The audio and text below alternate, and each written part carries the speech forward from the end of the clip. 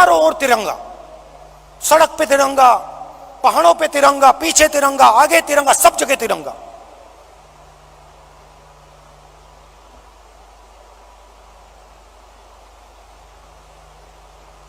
फिर हम वैली में घुसे। वैली में घुसते हैं,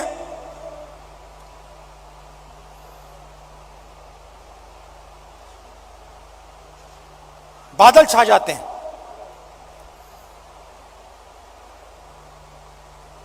धूप गायब हो जाती है। और जैसे ही हम घुसते हैं, पुलिस वालों ने हमें कहा था कि 2000 लोग आएंगे। मेरे सिक्योरिटी वालों ने सोचा था 2000 लोग आएंगे। जैसे ही हम घुसते हैं, वहां पे 40,000 लोग खड़े।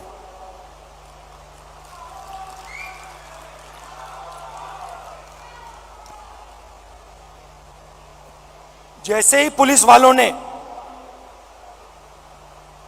40,000 लोगों को देखा,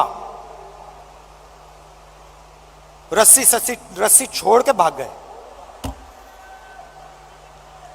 हम देख रहे हैं, जिसको रोप पार्टी कहते हैं, वो सब गायब हो गई।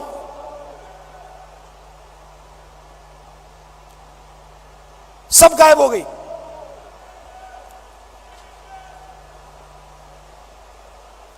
मैं देख रहा था,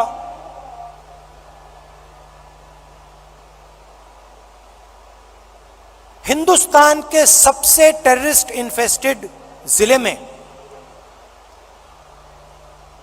जहां भी आप देखो, तिरंगा तिरंगा तिरंगा तिरंगा तिरंगा, सब जगह।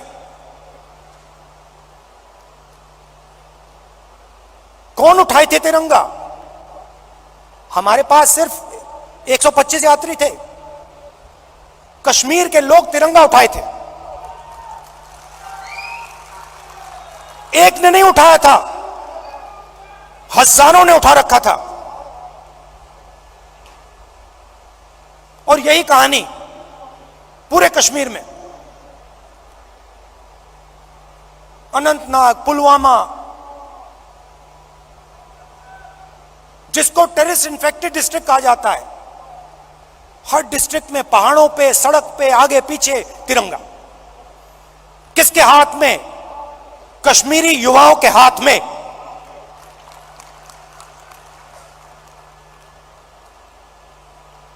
सीआरपीएफ के लोग मुझसे कह रहे, भैया ये तो हमने कभी जिंदगी में नहीं देखा, ये क्या हो गया?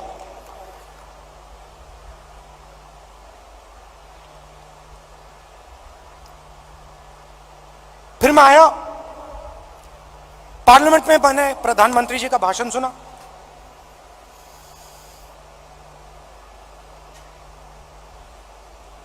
कहते हैं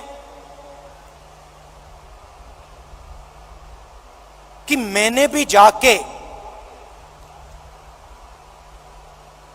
लाल चौक में तिरंगा फहराया था।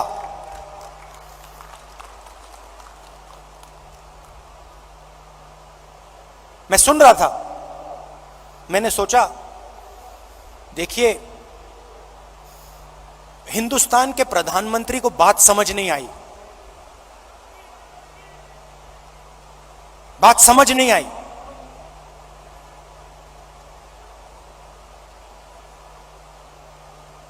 नरेंद्र मोदी जी ने बीजेपी के 15-20 लोगों के साथ जाकर लाल चौक पे तिरंगा फहराया। भारत जोड़ो यात्रा ने लाखों कश्मीरी युवाओं के हाथ से तिरंगा फहराया।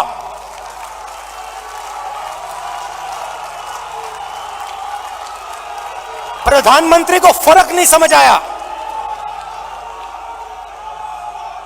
हमने हिंदुस्तान की भावना, इस झंडे की भावना जम्मू कश्मीर के युवाओं के अंदर डाल दी। आपने अपने झंडे की भावना जम्मू कश्मीर के युवाओं से छीन ली। यह फर्क है हम में और आप में।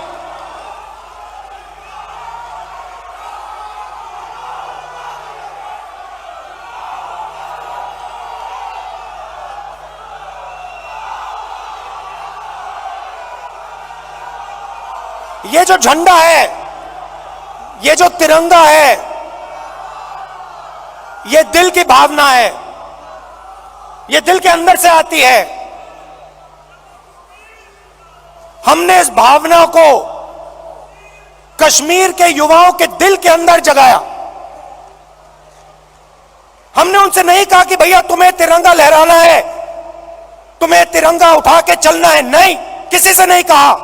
अपने आप आए, हजारों लाखों आए और अपने हाथ में तिरंगा उठा के चले। क्यों चले? मैं आपको बताता हूं। कश्मीरी युवा ने मुझे कहा, मुझे कहता है राहुल जी आज मैं आपके साथ तिरंगा लिए चल रहा हूं। जानते हो क्यों? मैंने कहा क्यों? कहते क्योंकि आपने हम पर और मुझ पर भरोसा किया है। आपने अपना दिल हमारे लिए खोला है और हम अपना दिल आपके लिए खोलेंगे।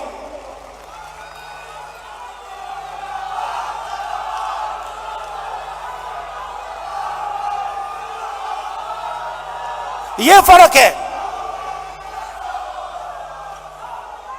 हिंदुस्तान एक भावना है, एक सोचने का तरीका है, इज्जत है, आदर है, मोहब्बत है। और ये जो झंडा है, जो तिरंगा है, इसका इस भावना का ये चिन्ह है। और भारत जोड़ो यात्रा ने इस भावना को पूरे देश में फैलाया है। और यह काम राहुल गांधी ने नहीं किया है, यह काम कांग्रेस के कार्यकर्ता ने किया है, कांग्रेस के नेताओं ने किया है, हिंदुस्तान की जनता ने किया है।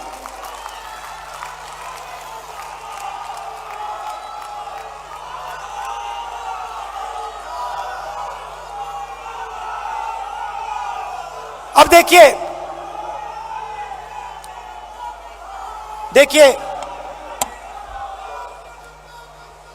सरकार की सोच के बारे में आज आपको बताना चाहता हूं।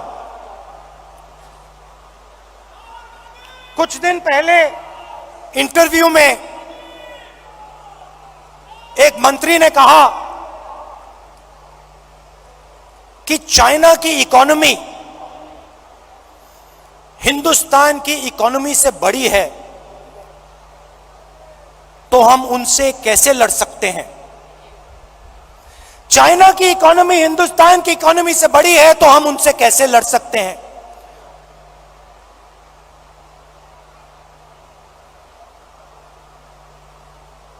जब अंग्रेज हम पर राज करते थे, क्या उनकी इकोनॉमी हमारी इकोनॉमी से छोटी थी?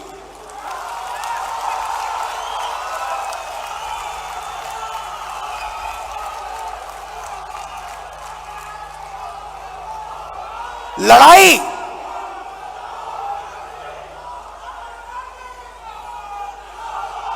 इसका मतलब जो आपसे शक्तिमान है उससे आप लड़ो ही मत, जो आपसे कमजोर है उसी से लड़ो।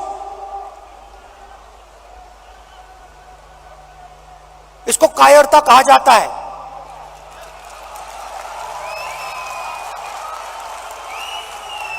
सावरकर की विचारधारा अगर जो आपके सामने आपसे तगड़ा है, मजबूत है, तो उसके सामने अपना सिर झुका दो, मत्था टेक दो। हिंदुस्तान के मंत्री कह रहे हैं, हिंदुस्तान का मंत्री चाइना से कह रहा है कि आपकी इकोनॉमी हमसे बड़ी है, तो हम आपके सामने खड़े नहीं हो सकते हैं। इसको क्या नेशनलिज्म कहते हैं? इसको देशभक्ति कहते हैं क्या? ये कौन सी देशभक्ति है?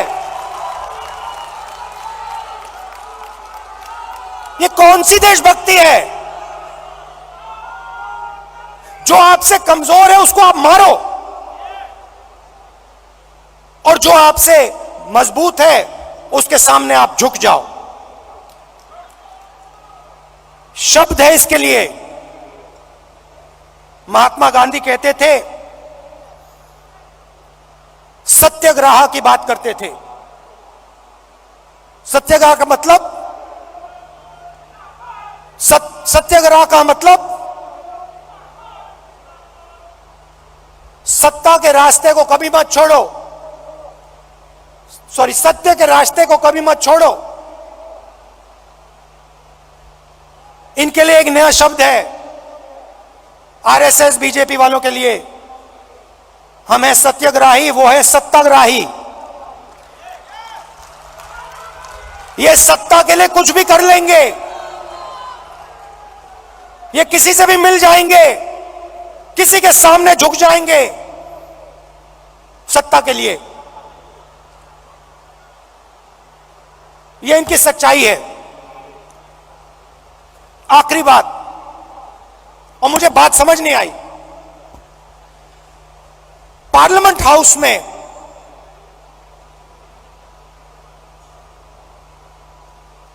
मैंने एक उद्योगपति पे आक्रमण किया, अदानी जी पे मैंने आक्रमण किया। मैंने कहा कि अदानी जी 609 नंबर से दूसरे नंबर तक कैसे पहुंचे। आपकी जो फॉरेन पॉलिसी बनती है, चाहे वो बांग्लादेश हो, चाहे वो इजराइल हो, ऑस्ट्रेलिया हो, श्रीलंका हो, सब जगह उनको फायदा मिलता है। इजराइल में सारे के सारे डिफेंस के कॉन्ट्रैक्ट मिल गए। श्रीलंका में एक व्यक्ति कहता है कि राजापाक्सा जी ने उन्हें कहा कि नरेंद्र मोदी जी ने दबाव डालकर अदानी जी को कॉन्ट्रैक्ट दिलवाया। तो मैंने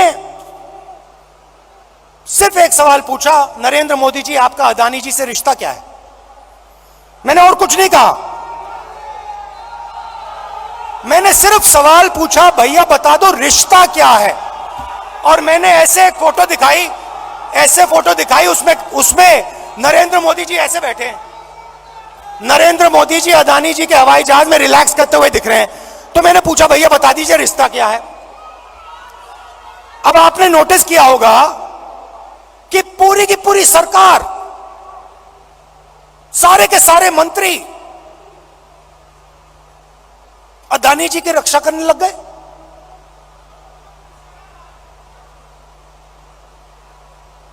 अदानी जी की रक्षा करने लग गए। कहते हैं जो अदानी जी पे आक्रमण करता है वो देशद्रोही है। मतलब अदानी जी देश के सबसे बड़े देशभक्त बन गए। और बीजेपी और आरएसएस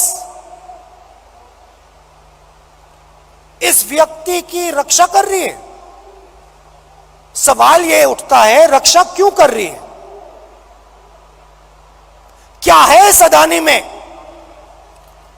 जो बीजेपी और आरएसएस को, सब मंत्रियों को इसकी रक्षा करने की जरूरत पड़ रही है? नहीं, सुनिए, और सबसे बड़ा सवाल ये जो शेल कंपनीज हैं,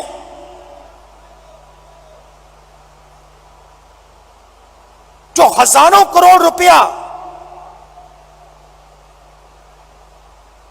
हिंदुस्तान भेज रही हैं,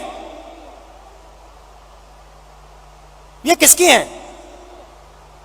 इसमें किसका पैसा है? अदानी जी डिफेंस इंडस्ट्री में काम करते हैं, डिफेंस इंडस्ट्री में काम करते हैं, और हिंदुस्तान की सरकार को यह भी नहीं मालूम कि अदानी जी की शेल कंपनी है बाहर।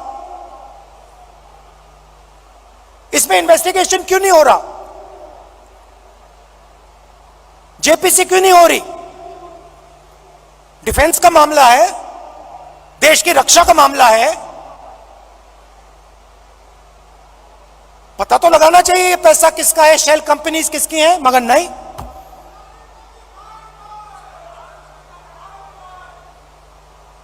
तो ये बहुत बड़ा सवाल है। LIC का इन्वेस्टमेंट है, उनका नुकसान हुआ है। ऑस्ट्रेलिया में फोटो दिखती है, नरेंद्र मोदी जी बैठे हैं, स्टेट बैंक चेयरमैन बैठे हैं, वहां के चीफ मिनिस्टर बैठे हैं, अदानी जी बैठे हैं एक मेज पर। स्टेट बैंक $1 बिलियन का लोन दे रहा है। नरेंद्र मोदी जी उस मेज पे क्यों बैठे हैं? क्या लेना देना नरेंद्र मोदी जी का स्टेट बैंक और अदानी के बीच में? क्या लेना देना? तो ये सवाल है, और ये सवाल मैंने पूछे, नरेंद्र मोदी जी से पूछे, बहुत सीधा जवाब था, कोई रिश्ता नहीं है। सिंपल सा जवाब था। हमने पूछा रिश्ता क्या है, नरेंद्र मोदी जी कह सकते थे कोई रिश्ता नहीं।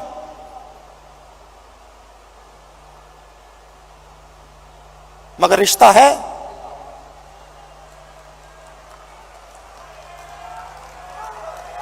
रिश्ता है। भाइयों और बहनों,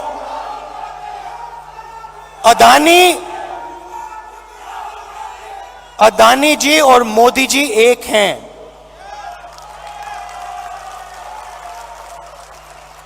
एक हैं। और देश का पूरा धन एक व्यक्ति के हाथ में जा रहा है। Airports, ports, defence, infrastructure, storage, agricultural storage, सेब, हिमाचल प्रदेश में सेब, कश्मीर में सेब, पूरा का पूरा धन एक व्यक्ति के हाथ में जा रहा है। और जब हम प्रधानमंत्री से पूछते हैं ये 609 से 2 कैसे पहुंचा, बस ये बता दीजिए रिश्ता क्या है, हमारी पूरी की पूरी स्पीच एक्सपंज हो जाती है। खारगे जी की पूरी स्पीच एक्सपंज हो जाती है। अदानी जी के बारे में हिंदुस्तान के पार्लियामेंट हाउस में सवाल नहीं पूछा जा सकता है। हम पूछेंगे, एक बार नहीं, हजारों बार पूछेंगे, रुकेंगे नहीं। जब तक सच्चाई नहीं निकलेगी, अदानी जी की सच्चाई नहीं निकलेगी, तब तक हम नहीं रुकेंगे।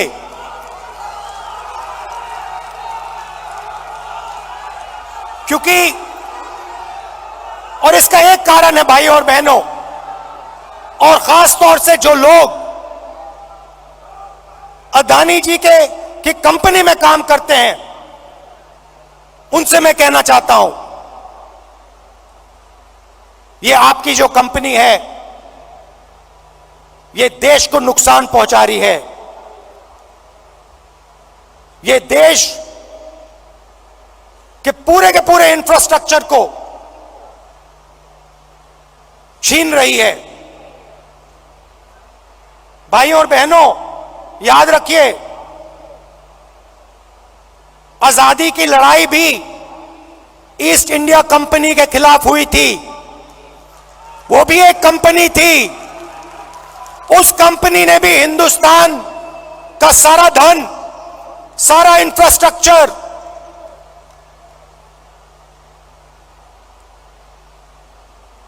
पोर्ट्स, सारा का सारा उठा लिया था। इतिहास रिपीट हो रहा है। इतिहास रिपीट हो रहा है।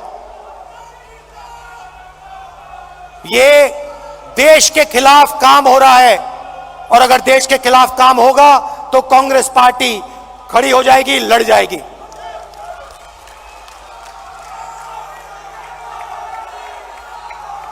आखिरी बात कहना चाहता हूं, देखिए, यह पार्टी तपस्वियों की पार्टी है। यह पुजारियों की पार्टी नहीं है। यह तपस्वियों की पार्टी है।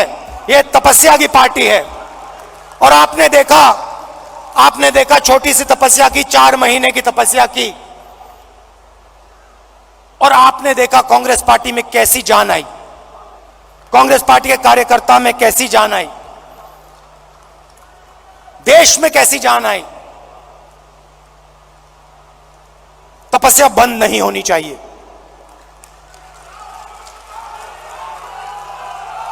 तपस्या बंद नहीं होनी चाहिए। प्रोग्राम चलना चाहिए, तपस्या का प्रोग्राम होना चाहिए, उसमें हर कांग्रेस के कार्यकर्ता को शामिल होना चाहिए, हर नेता को शामिल होना चाहिए। उस प्रोग्राम में दर्द लगना चाहिए, मुश्किल होनी चाहिए, पसीना निकलना चाहिए, चोट लगनी चाहिए। खारगे जी कांग्रेस के प्रेसिडेंट हैं, सीनियर नेता बैठे हैं, तपस्या का प्रोग्राम बनाइए।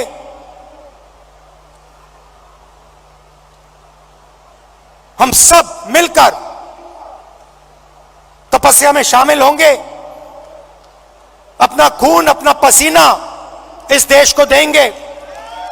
और जैसे मैं आपको गारंटी देता हूं, जैसे ही हम तपस्या में खड़े हो जाएंगे, पूरा का पूरा हिंदुस्तान हमारे साथ तपस्या में खड़ा हो जाएगा, क्योंकि यह देश तपस्वियों का है।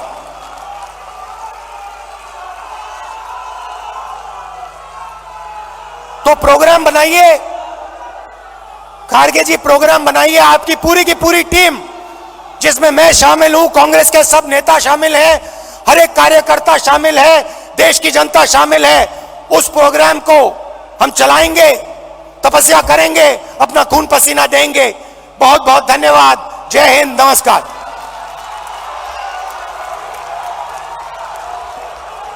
बहुत बहुत शुक्रिया राहुल जी। एक जोशीले, एक इंस्पायरिंग